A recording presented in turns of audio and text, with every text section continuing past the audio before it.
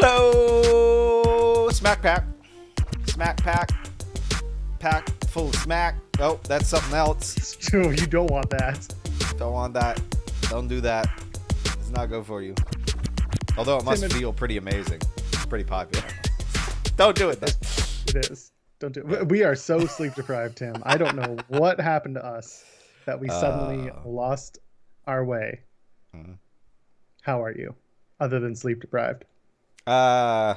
Waited too long, and now I've got just like a ration of coffee instead of a full mug. But we'll get through it. We'll power through together, and so will you if you're joining us in the chat. Hello, this is the SmackPack. We're Tim and Joel calling the ring. You know who we are. It's on the screen. Now we have a Discord server. Yeah, it's My new. God, It's a new our thing. friend Mike, also known as Penguin, he put together a Discord server for us, and it's in the description of this video.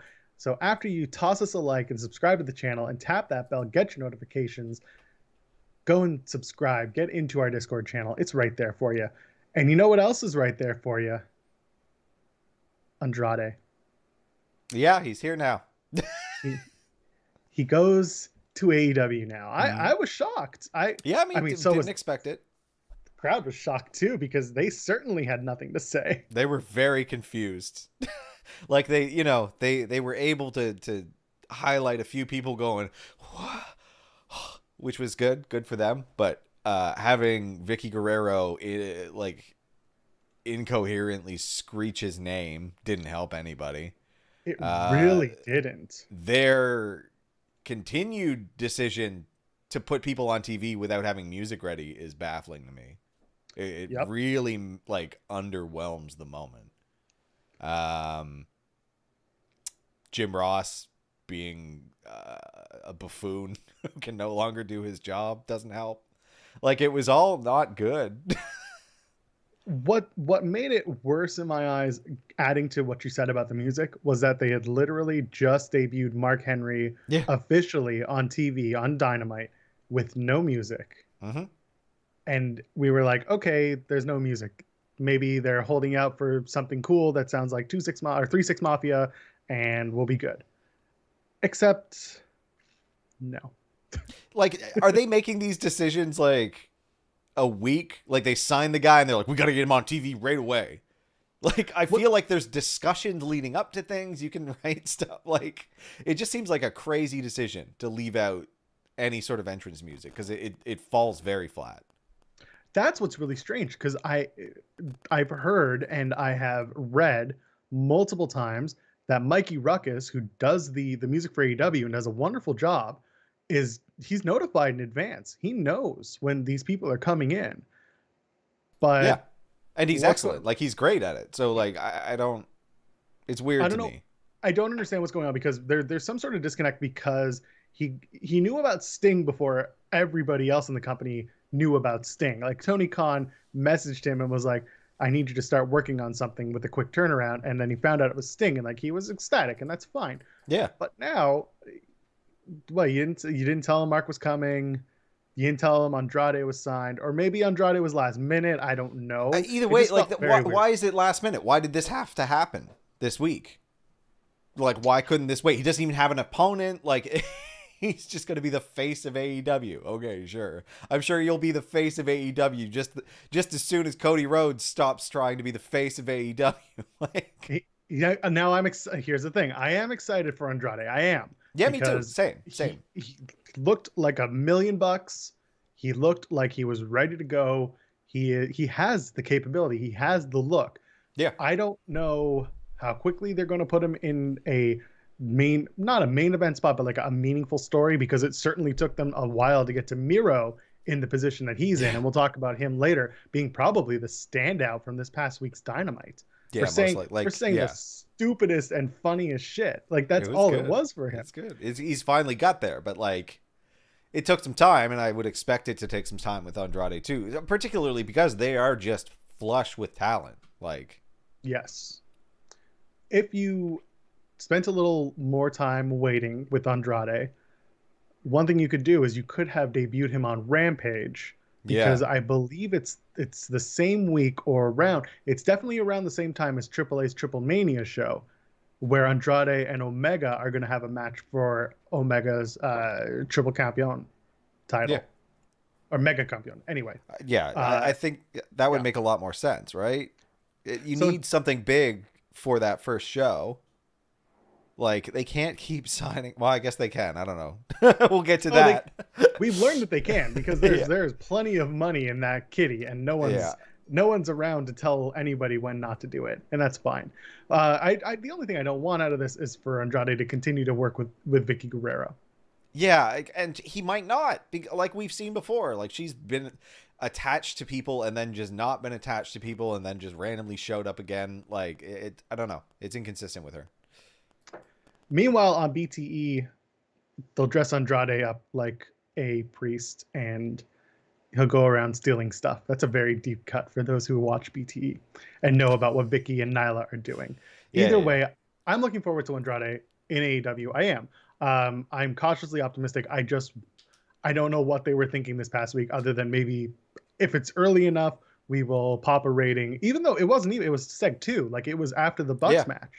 Anyway, I question what was going on. It was a very strange, show, to say the least. Yeah, a little bit odd.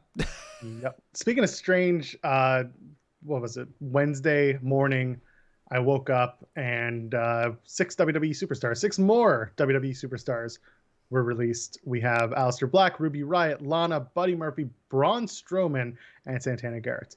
Some of these were shocking. Some of these were not. Some of these might come back. Some of these people have spoken so much on social media about their ideas and plans that I'm kind of like, okay, I kind of get why nothing went on with you. Yeah. How did you feel? Fine.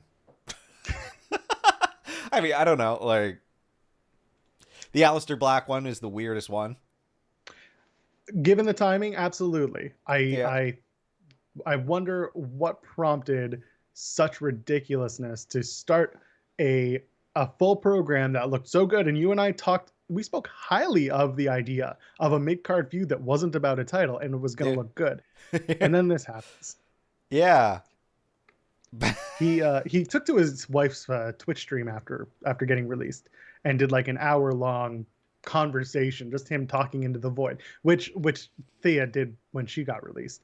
And it was fine. I kept track on it, and he was talking about the lore of Aleister Black and how Vince loved all of his ideas but had no plans for him because he sat at home for 7 months. And this is a conversation that I continuously hear, is like, oh, he's so well liked, Vince loves him, but Vince doesn't use you though. How much are you really liked? It sounds like it. Big plans for you, bud.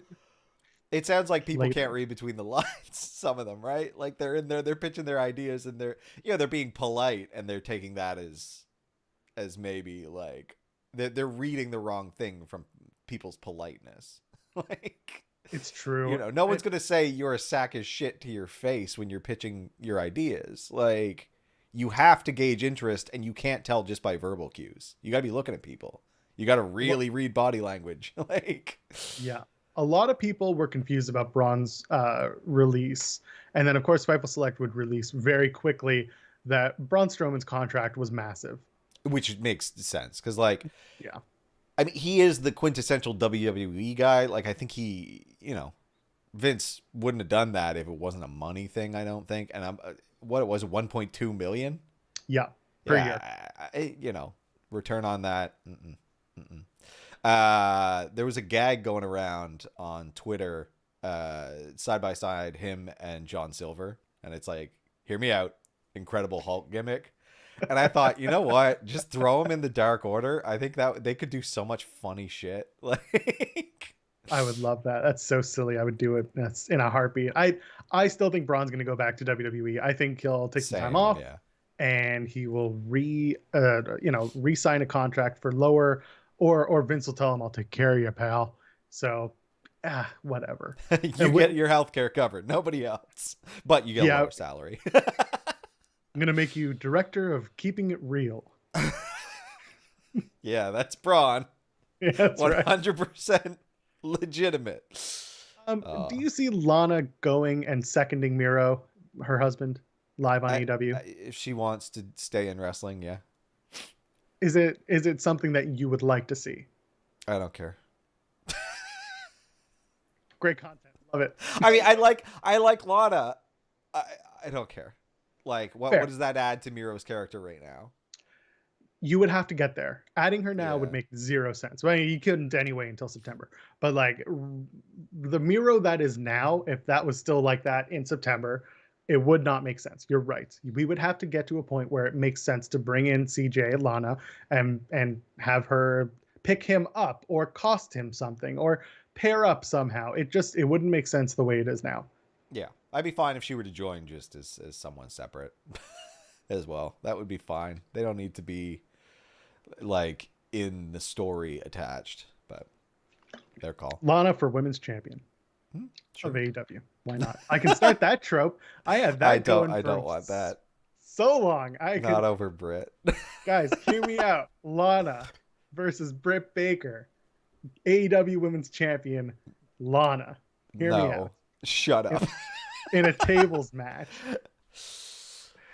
The only one out of this whole group that I'm genuinely excited to see flourish is Ruby Riott. Yeah, this is a good thing for her. She doesn't need to be in the WWE doing it, especially like they're choosing her over Liv. Speaks volumes. Like, yes. Go do better work elsewhere because you're not being utilized here at all. She was known as Heidi Lovelace on the indies. She is very well liked to the point where everybody who mentioned anything about the releases had something to say about her, including Bailey, who said some very sweet things about her. It's good stuff. Meanwhile, like you said, Liv Morgan left to her own devices on SmackDown. Yep. We'll talk a little bit about SmackDown. First of all, why are we running a story, Tim, about who's hotter? I don't know. Laziness, quick writing. I don't know. It wasn't good. It was real stupid. I don't understand. I don't even think it's a story. I think it was a one-off to like give Carmella the squash. I don't even know why they did. Like, and it wasn't really a squash because Liv got some offense in, but like the second she was walking down to the ring, I was like, you're gonna lose real fast. Looked so down, going to the ring on her own, and you had Michael Cole just being like, "Liv Morgan going it alone." It's like, going it alone, referring because there's to no one else. You fired her tag That was partner. so weird. Why did they decide to call attention to it? I don't think people really follow wrestling like we follow wrestling. The general human being was probably like, "Oh, there's no Ruby this week," and then someone replies to them, "Yeah, she got fired." Yeah, but there's never going to be Ruby again. Like that, they need to deal with that somehow. Being asked if we think the Who's Hotter gimmick is indicative of what John Laurinaitis did in the past, Johnny Ace is not writing the product. At the end of the day, it's Vince who says yes or no. And this week, and I'm glad you bring this up, Ron, in our chat. This week, WWE hired 2 women of color to write for their product. One said that she was going to be writing for SmackDown. The other one didn't say anything about it. Just said, I'm writing for WWE. First of all, I'm into it. I love it. I'm excited that representation matters. And I'm really hopeful that these are 2 women who get their ideas when they're good across. And on top of that, I need their ideas to be forcefully fed to Vince McMahon when he says, no, we'll do it my way. I need people to stand up and just be like, this is why you should take these ideas. Because a 75-year-old billionaire who is just totally detached from society, trying to write for any of the women on the roster does not make sense to me. No, like, you're out of touch, you old fool. It doesn't make sense. And so this is why I'm sitting here watching this whole Who's Hotter gimmick and being like, this is dumb. This is dumb and it's upsetting and there's no reason for it. So I propose a trade. Okay. I want Carmella moving from SmackDown to Raw and in her place, Naomi. Yeah, I agree. I think that'd be a good move. The reason it works on the other side of things is because Mella and Graves are together. Naomi and, oh God, one of the Usos, I think it's Jimmy, are together. And they like to pair the couples together now. And, we're going back on the road. So breaking news: we're going back on the road. I you don't want know. to keep them right. together because we're going back on the road. Now, there's an idea in the chat from Michael. Like, I'll take Naomi versus Liv any day. Absolutely. Yeah. And I've said this. Liv Morgan has come so far in her training, but she keeps getting cut off at the knees. Yeah. Anytime she wants to do something or has wanted to be a part of something. Now, I didn't see, because I'm a bad person, I didn't see most of the Continental Championship match. I didn't pay attention. I had other things going on. I'm sorry. I saw Cruz and KO had a match. I missed parts of it. I know what happened before with the Z's coming out in the back. I saw that. He's banned from ringside, so he whooped his ass ahead of time. He's banned from ringside, but he's not banned from the backstage, pal. Yeah. And then I saw the ending, and I saw Sammy, but I don't screaming know about karma. He just said it was karma. I guess Sammy and KO are going to keep going. Cruz, we'll see where he goes. The match was good. Like, it was fine. It wasn't anything too exciting. KO took most of the brunt of it, right? Because he had to sell the I'm weakened, so this is why it's okay for me to lose, even though KO consistently loses. Like, he's pretty consistent in that he gets to that point and just keeps losing, and then he can only beat schmucks like Sammy. So schmucks like Sammy. Well played. Like, that's the thing. He only ever goes over like random guys who like don't matter. Like, it doesn't matter if they win or lose because they're like, you know, the whipping. Like, I don't know. It's yeah. What do you think? Triple threat at the pay-per-view? I don't think so. I think they're going to try to set up something different with Apollo, like somebody else. Maybe he'll throw Big E back at him now that Big E has literally nothing. Yeah, I mean, now that you've reintroduced Sammy and KO as a feud, you're kind of stuck going back. And that, again, that's just proof of what the fuck is wrong here. Yeah, I don't like it annoyed me that Sammy came out and then just talking about karma. It's like, this is nothing. This is not a story. Like, we've already seen this. Speaking of things we've already seen, Boogs Watch, week number 3. Yep, still doing the same thing, more or less. He practiced for 7 days straight. He did not sleep. He did not eat. He practiced because last week he bungled it so hard that I'm sure someone said, do it again and you're out. Yeah. So he did it. He did it better. He still has that ugly ass Ibanez guitar. The distortion is still tinny. It started off okay. The chords, I was like, oh, yeah, okay. Because he wasn't doing the tremolo picking. He was just doing the but you know, you look dumb doing that. He's trying to make it expressive, and it didn't really work so well. Because it's not. Why? Anyway, whatever. I'm fine with Boogs being on TV. He's got a great look. He's got a lot of charisma. I think he can really fun. It's weird to pair him with Shinsuke, but if it gets Shinsuke a little bit closer to doing something meaningful, I'm fine with it. However, I don't care anymore about Shinsuke and Corbin. I don't. Yeah, is losing to Corbin something meaningful? Oh, he got the crown back after Boogs did a little trippy. Like, put the crown on a pole. And then cover the pole in razor blades. I don't care.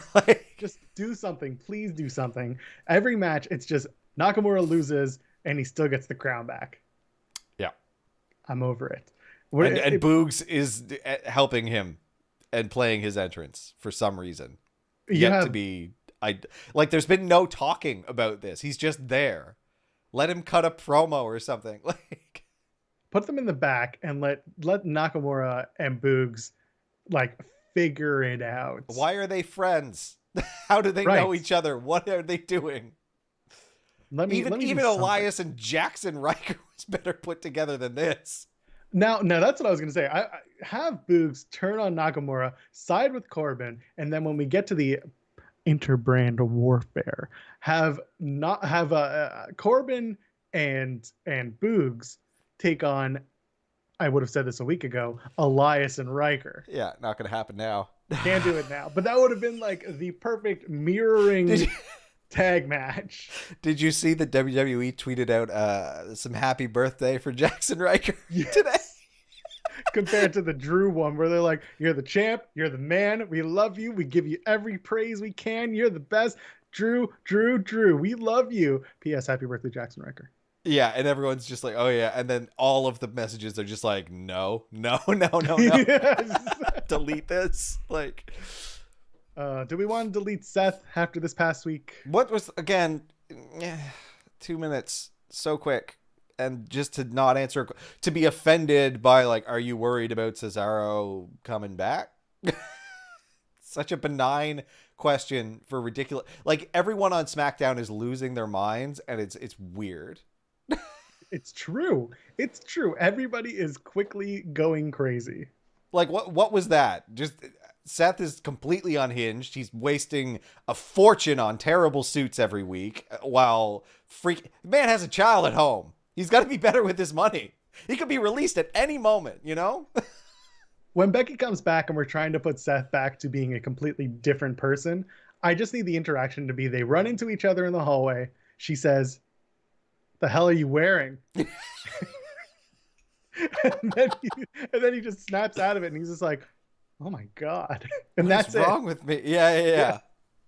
So what are we doing? Are we going to do Seth and Cesaro at Hell in a Cell 1? I guess we're just redoing the same pay-per-view. It's Mania Backlash again. WrestleMania Hell in a Cell. Bianca and Bayley are a challenge that was set for Hell in a Cell. You didn't like the Bayley segment, did you? No, I don't. Again, she's become unhinged, right? Like, that's the gimmick. She's got this stupid cackle. Somehow she's coordinated the people in the back to put her face on every screen. Like, she's doing the Sasha laugh, but way more and way worse, and it's awful. Laughing weird is not a character. You're right. And it's, again, I've said this before. I feel like this is just her building up to the return of Sasha because she had that maniacal laugh, and we're just it's that little plant that she's coming back and she's not totally gone, but now we're getting to the point where Bayley just becoming more and more unhinged. She's unhinged, Seth's unhinged, Roman is unhinged, Jey Uso is unhinged. Anybody else crazy? I mean, Sami Zayn's crazy. The world's out to get him. I don't know. Baron's concerned about his little hat. Maybe Baron Corbin's the next one to become unhinged. Yeah, it's gonna break him. He needs that hat. Keeps him together. You think the Usos need those tag titles? I think it would have been a good idea. I think we're gonna get there though. Still, I think this is. I think we're gonna get Rey and Roman in the cell, which is the right choice. I think. You know, he beat up his boy. I think that could be really good. And then he can get absolutely destroyed by Roman. And then they can lose the tag titles to the Usos, and Roman can credit himself for delivering it to them, right? I softened them up. Or made them forfeit, or however you want to get there. Like, now hold on. I will give you a counterpoint. Okay. Something that I've seen around and have ruminated upon. Ooh. Roman and Jay challenge Rey and Dominic for the tag titles to upset Jimmy Uso. Because Roman and Jay win the tag titles, Roman says, "I did what you couldn't do." And then maybe he's going to offer the tag titles to Jimmy to team with his brother Jay, just to hang it over his head and be like, "I did this isn't even really your title." That's a good bit too. You know what? We got a couple of good directions we can go with. Like, again, this is the one thing that has been very consistent and very, very well done. I think that this entire feud is just, I've said it 1,000 times, gold. Like, they're going to put this together in a little package a few years from now, and it's going to be like one hell of a good watch. This will be the Austin versus McMahon DVD VHS tape compilation that we all discuss in years. That's the tier. It's good that I feel like we can recognize it, like, as it's happening, how special this is. It is. And unfortunately, everybody else on SmackDown is following their lead by going fucking crazy. Yeah, it's a lesser effect, I will say. Sadly. I don't get it. I also normally don't swear this much on the show. I apologize for those who aren't into the I do try to curb my same. Let's talk about something that we did enjoy, and that was Impact this past week. Very good. Weirdly good. Much of it. That Iron Man match. Very good. So good. We'll get into the meat of it. Yes, Is TJP an awful, dumb, whatever human being? Yes. Yeah, I've said this a bunch. Is he a talented wrestler? Very much so. We're stuck. Like before when I first started watching Impact again, he immediately stood out, and you quickly told me, "Oh, that guy's a sack of shit." And I was like, "No, he's very, very good. Like the holds he does, and like anyway." I like the match. Wrestler. He's just a very good match. Yes. But again, and of course, I just assume all wrestlers are dumbasses, and I'm pleasantly surprised when they aren't. So whatever. The good news is Josh Alexander is not a jackass. No, very nice Canadian boy. In fact, so nice that his son just had his 3rd birthday, and Josh's wife came out of retirement to have a wrestling match with her son. It was the cutest thing in the world, and then they celebrated his birthday. It was very cute, very wrestling themed. So, Josh, we appreciate that. That's so cute. Now, what did we have to go to overtime for? That's my only question. That seemed silly to me. I was just like, oh, we're going to do it down to at the bell. It was only fine. Seen that 800 times. Like I didn't hate it. I didn't love it. I didn't hate it. It just should be more rare. Like you have control over this. Like the fact that it happens more often than not in Iron Man matches, it feels like because it's scripted, like you don't need to do that every time. Yeah, I agree. I just I know that they control the narrative. Oh God, EC3. I know that they control the story, and I know that they control the pacing. But if it builds the right amount of tension and drama, that's fine. Yeah. I just think we got to a point where they had opened the show and they timed it out. They obviously timed it out to include the overtime, but they timed it out to build that drama just to open right away and have a hot open. So I kind of get it. It was more like if you came into the match at 8:00 p.m. Eastern and you saw that the falls were, what was it at the time? It was 1-1. Yeah. Either way. 1-0. Yeah. Okay. So you're going to build that great suspense by having TJP tie it up at the last minute and have to force overtime because you've only watched 5 minutes of this match if you started at 8, like at the beginning of Impact. So for that, I understand it, and that I'm fine with it. I think that was it was for those who were watching the full 60 minutes, we didn't feel maybe as rewarded. They could have done it quickly. They just don't do it at the bell. That's my only grief with it. Go to overtime, sure, if you really feel the need to, but don't do it at the bell. I get it. It's tiring. Yeah, it is tiring. Don Callis getting involved in Moose and Sammy's interviews, respectively, was I'm in your corner. What was he saying? I was hosting the watch. I don't know. I stopped listening after he said, "Hey, baby, what's up?" or whatever it was. That was so good. Hey, how you doing? Yeah, hey, what are you up to? yeah. Do you imagine he just walks into the camera? It's like, hey, Moose, I forgot to. Oh, are you doing a thing? He looks like right in the camera, like right down the pole. It's like, oh, damn, I didn't realize you were doing an interview. I'm sorry. How are you? Oh, that's great. We found out later in the night because Moose and Sammy had a match that not only did Kenny and the Good Brothers come out and ruin the match, but that TK, Tony Khan, is going to show up next week on Impact and mediate the potential for a triple threat match against all odds. I guess they both have to agree. It's in the contract. I don't understand it. I don't get it. I don't know why we're going this route. I do know why, because we talked about it on the show. Moose probably had not signed his new Impact contract going into the tapings. So Sammy became almost a secondary in this case, just a backup. And now he's going to be in a triple threat match, potentially at Against All Odds. Hopefully the angle is that Tony Khan is like, nah, Sami Callihan sucks. Oh my God, could you imagine? I would love just that. like, no, I've got better business sense than you, Scott D'Amore. You got to not put Sami Callihan in main events. Yeah, not so much. Whatever. Meanwhile, speaking of triple threats, Havoc and Rosemary. No, hold on. In that match, when Sami Callihan with his spit and stuff, it's like, this is not a good business decision. That's gross. He's gross. Also, that match felt like it was 30 minutes, and I went back and it was 11.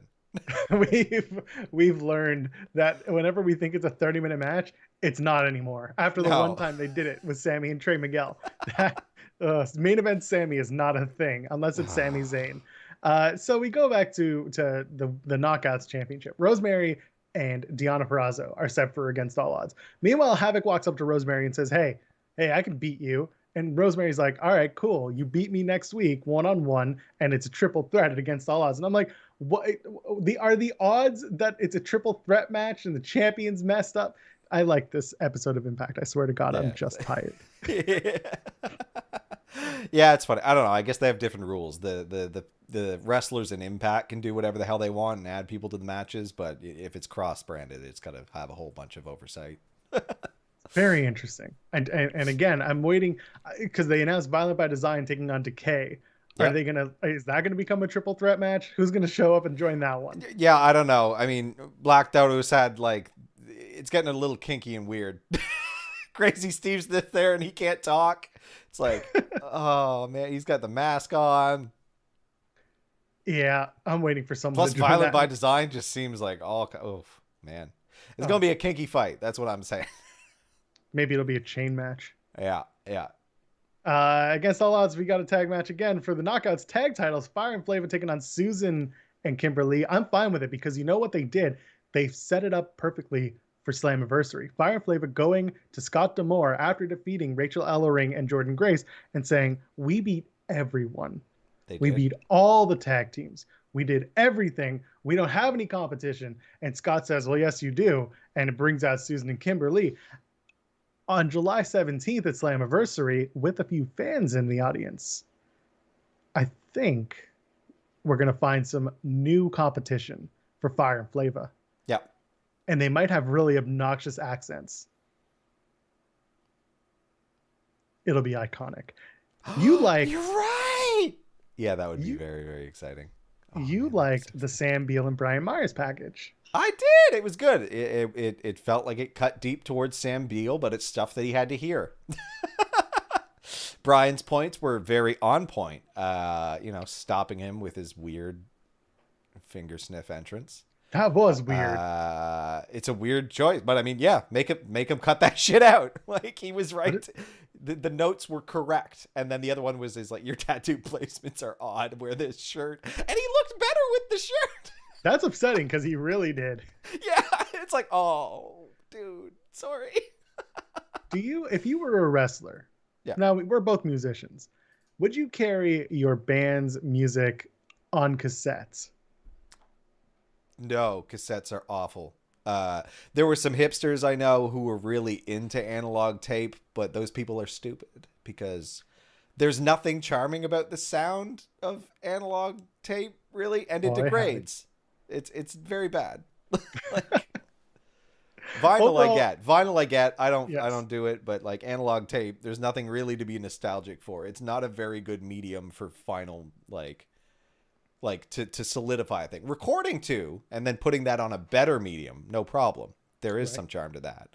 But like a cassette tape, nah. Overall, it was a good episode of Impact. I enjoyed it. I'm just tired and cranky. Yeah.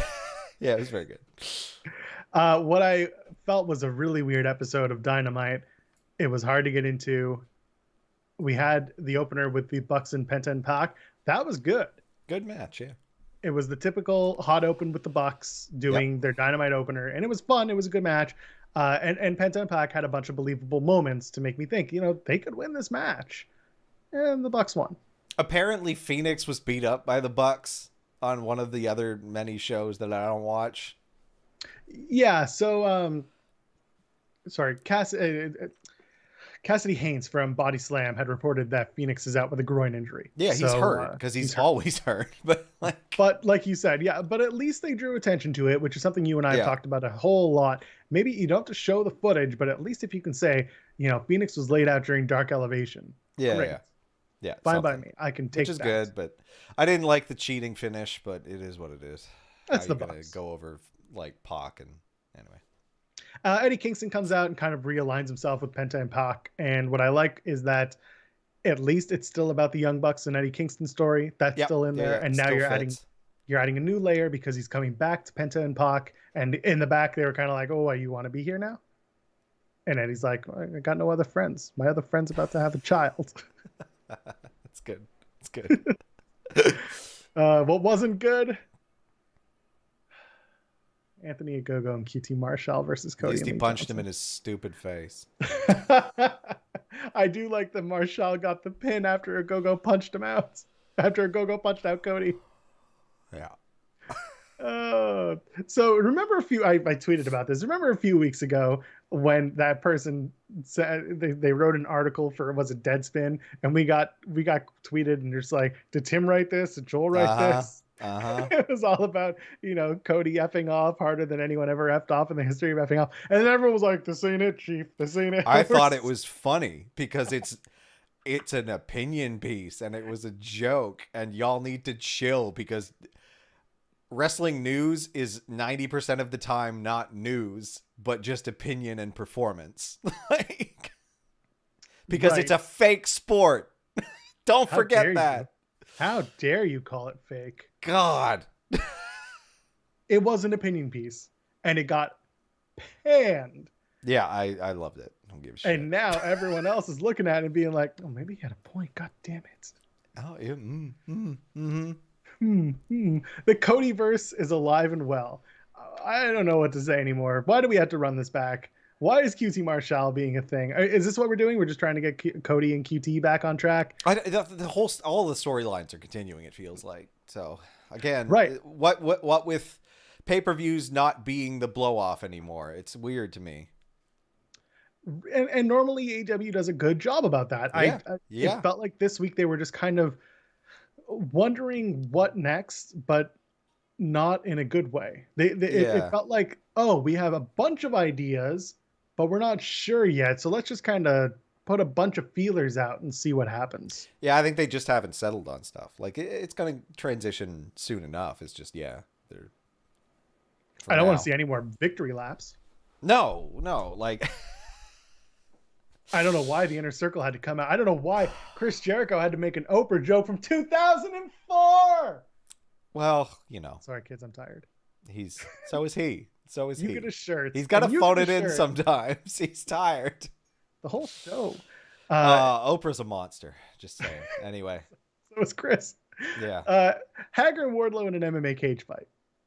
That I'm interested. Like, honestly, almost all of the matches coming out of this, I am interested in. Well, half of the matches, 2 of the 4, I'm interested in.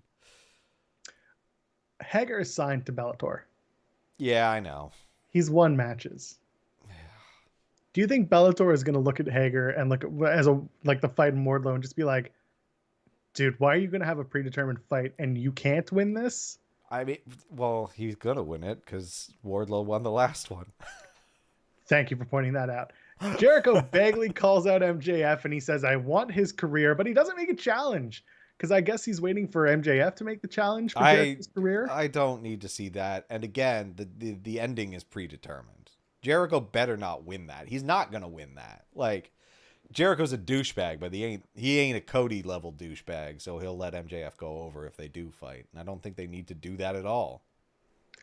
I just want Proud and Powerful and Sammy Guevara to leave the Inner Circle. Same. Sammy's going to fight Sean Spears probably for no reason whatsoever. In a chairs match, Tim. Which is nothing.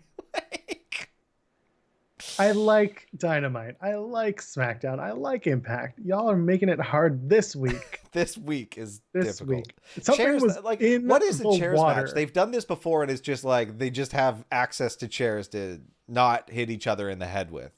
Yes, the chairs are legal for the match. Like, again, without headshots, I don't care.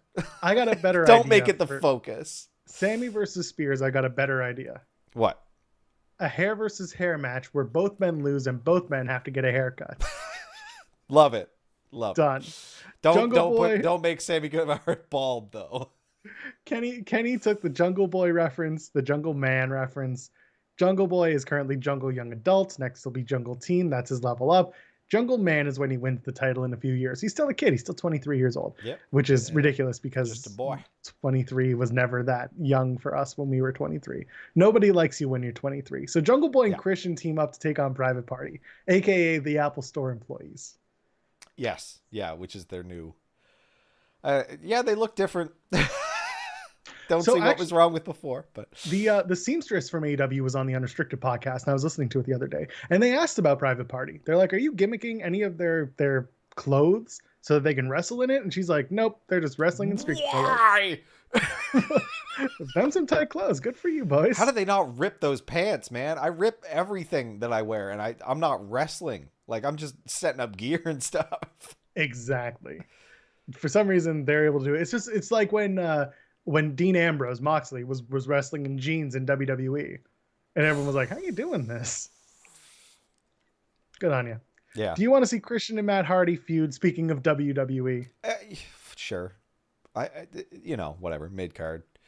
Again, not a big nostalgia guy, and I much prefer people who are at, younger, in their prime, top of their game, not people who are well past it.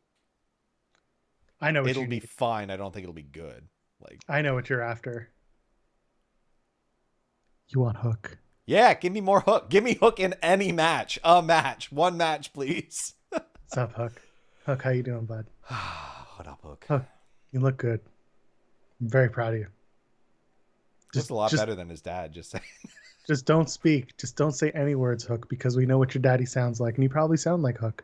Oh yeah, I don't ever want to hear his voice. I feel like they've shut him up for this long because they know. It's a gimmick now. He's a mute. I like that he's staring a hole into Cage during that whole Team Taz promo. And by the way, for some reason, Brian Cage is still a member of Team Taz. Yeah. Ricky Stark's saying happy about it, I guess. Walked off, and it was awkward as hell, and I loved it. It just, all of a sudden, like, whatever foreboding music or whatever was going on, just the segment just grinds to a halt because Starks runs off. It's like, wait, what? You have to take a piss? No, he's just upset. Which is, I've had awkward interactions like that. It's believable. Yep. Yeah. Ron in the chat saying it's tough to fight in khakis. It is. Yeah, holy hell. Like, honest, I would, like, how they're not blowing the ass out of every pair every night. I don't know. I just don't get it. Maybe they're sewing in some extra layers. Who knows? There's gotta be something. There's got to be something to that women's title match because I am not looking forward to the potential Brit Baker and Nyla Rose match. I like Brit. I like Nyla. I don't think Nyla needs to be the first challenger. Because yeah, this seems weird. She just comes out of nowhere. Anytime someone wins a title, she is automatically the first one in line. You know what? Food waste draws a lot of heat from me. So I'm not even cheering for the right person. Like, what they did do was Britt did exactly what I said she was going to do. She's going to keep coming out and doing, like, the intense cheap heat because she knows she's so over. So she has to come out and drag the crowd explicitly. So good job on her part. I don't think it's necessary to throw Nyla at her first just to lose. Like no, again, because I know the conclusion of it too, right? Like, Nyla's a formidable competitor down the road where she might take the title off her. But now if she's going to be her first opponent, she's not going to win. So. And it's fine. I mean, Nyla, because she's the beast, because she's big, because she is the awesome Kong of the division. She is someone that no longer employed by AEW. Yeah, probably not the best way to think about it. But anyway, I like the idea that at least Nyla can put up a good match against all of these women who are much smaller than she is. So at the end of the day, like, we get why it's happening, but we need to get there for reasons beyond the environment and hatred of Big Macs. Yeah, McDoubles, I think. They were not Big Macs. And it's being said in the chat, Nyla is swept under the rugs unless she's on Dark or Dark Elevation. They spent so long when Nyla was facing Shida, this is months back. Yeah. Nyla wasn't on TV until Shida was like, I want the match with Nyla, and everyone was like, why? Yeah. Why? So we're doing it again. And so when Britt came out for the segment and I looked at who was in the ring, I'm like, they're not going to do Diamante. That would be too good. Instead, we're going to do, and I'm like, oh, Nyla's there, and she is right dead center of the ring, and it's Nyla. And I'm like, oh, what are we doing here? The match will be fine. I hope it's going to happen on the Dynamite on June 26th, and then we can move on. I see Britt versus Statlander. Sure, I'm into it. Britt versus Penelope Ford would be fine. I'm not the biggest Penelope Ford fan right now, but at least the match would be different. Red Velvet's on a winning streak, right? Like, yes, that match was good. Yeah, I went back to try to find that suicide dive and realized just the SEO on Red Velvet is freaking awful. Even when you attach wrestling, there's still like, there's a K-pop group called Red Velvet plus the dyed cake. Like, it's a terrible name. So you saw the suicide dive. I saw the suicide dive. She went for it. Right off that forehead. I think my favorite thing is at the beginning of the match, Bunny is behind Red Velvet, who's doing her thing to the camera. And Bunny comes running at Red Velvet and screaming her name. And then Velvet sidesteps it. And then you have Excalibur on the call just being like, oh, Red Velvet could tell that Bunny was coming up behind her from the steps. And I'm like, or because she was yelling, Red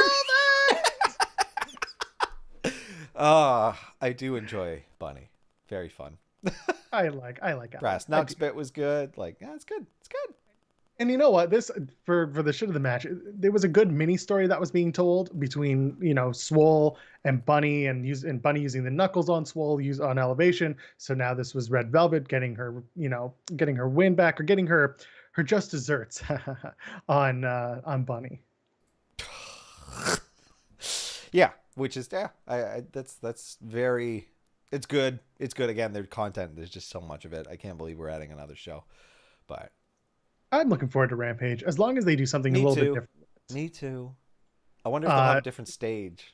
Do you think they're going to have a different stage? That I couldn't tell you. I mean, I don't know. $1 billion is an obscene amount of money that is difficult to comprehend. So it's not like they need to profit. Well, no, that's why you signed Andrade. Yeah. Miro. Let's talk about Miro. Oh my God. It's good to see. It's good to see that we built up to where he needs to be. It feels very solid, and I actually care about Miro now. It's good. Thank God for my power, and shout out to my hot wife. Yeah. Good God. That was it. I don't care what. He didn't have to say anything after that. I was just like, and cut.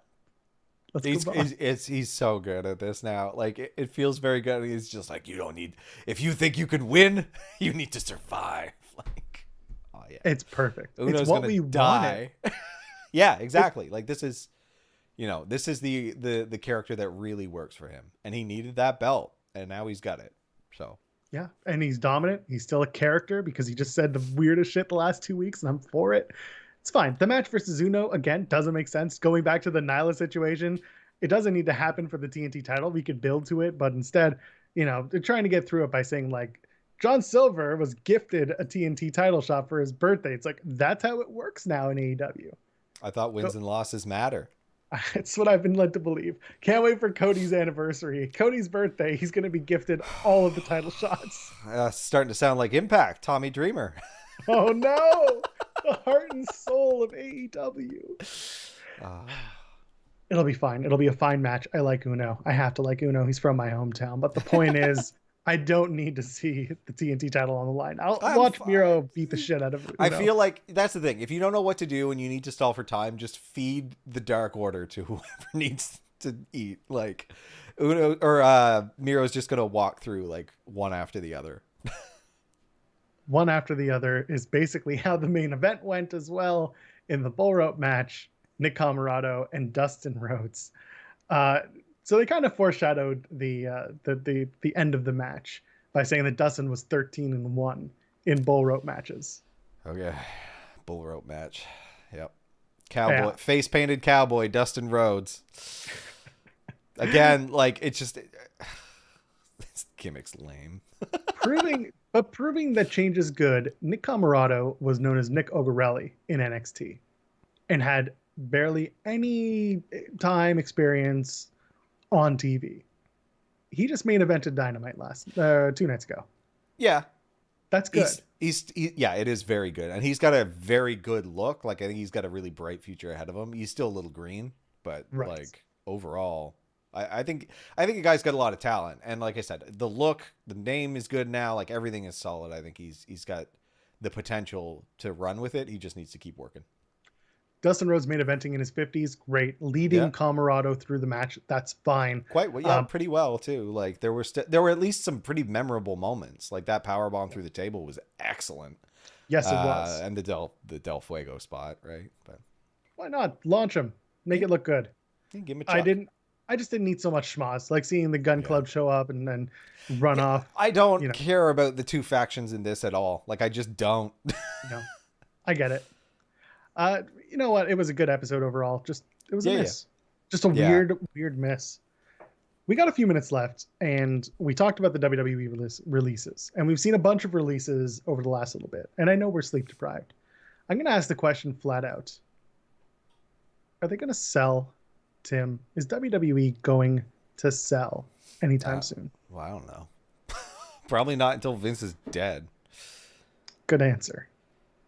Like I don't know. I don't know. I feel like people like him like passing things down, and I feel like Stephanie and Trips are poised to take over. And like, they'll always be a part of it even if they do sell. But like why? Why sell? What does he give a shit? He's got so much money. More money won't matter. Like at the end of his life, like what do you do with that? Like at what point does it become legacy over money? Yeah. At this point, at the point of obscene wealth that they have, like, so I think Vince would be much more interested in passing it down to his family. Again, it's still a public company, so it is what it is. It would be strange though for Vince to sell. I don't get why. Well, here's the thing though. Going back to the selling to family, his dad sold him his company. Yeah. Why not pass it down after years of talk? Yeah. What is the sale people really who are do? interested in taking it over? That's the thing. Like if there was no clear, what do they call it? I don't know. Anyway, whoever, if there was no clear line to pass it down to, maybe, but like I just don't see what benefit it gives anyone in that company. I agree. At the end of the day, it comes down to they brought in Nick Khan. Nick Khan might be trying to leverage for a sale, which might not be what the McMahons want, but it might be something he's looking towards because continues to bring in his own people, continues to kind of run things in a different way, and it looks like he's trying to legitimize the business. And that's something that usually says we're going to try and get sold off. Yeah, but I mean, they're also a public company. With a lot of PR stains on it though too. So if they're just trying to like continue to bolster the share price, which is their job, these are just normal moves. Like the only thing I could see is if WWE, if like their benefit would be to pump the stock on a sale rumor and then the family sells out. But like, why would they? They're already so goddamn rich. Like it doesn't matter. So I don't know. Going back to the Braun Strowman conversation we had, Braun Strowman was released and part of it was his contract. He was re-signed at a point when WWE was thinking, we have to get all of this talent right now locked up because AEW is coming, the indies are coming, things are happening. And then pandemic completely shut it off, ended any plans of anyone making it bigger than they already are. And here we are now. They're starting to maybe look at their business model as we don't need to worry about AEW. We don't need to worry about, Impact. We don't need to worry about anyone else out there. We just need to worry about us because we are we're the measuring stick. People don't say, oh, did you watch the AEW last night? No, they're asking, did you watch WWE last night? Did you watch Raw, SmackDown, whatever? They know their properties are more valuable. That's the thing. They've had like 20, 30 years of no competition now. They have cemented their position. They're a public company. AEW has so much money backing it that they're at no real risk, but I doubt they're turning a profit. They are. They are? They are. How? Supposedly they are. That is what we have been told. Well, good for them. I guess the rich get richer. You can take risks when you have such a tremendous net to catch you. But again, going back, this is WCW had the same backing. They had so much money coming from Turner and the gang that they were able to overtake, at least in the television side of things. The rating side, where money does matter more than ever when it comes to TV. Yeah. This was, AEW was a bigger threat versus, say, Jeff Jarrett starting TNA with his dad. And they were running weekly pay-per-views, and they could barely get on TV. And then we've seen what they've become the cockroaches of wrestling, where every single time you think they're down, suddenly something happens and they stay alive. So is there a sale imminent? Probably not. I don't think so. I just don't I don't see I don't see why. This is a company doing what a company does. Like they are supposed to constantly review this stuff, and they always have churned through staff, and some of them might come back and some of them don't. Like it's always been the state of things. This is not that special.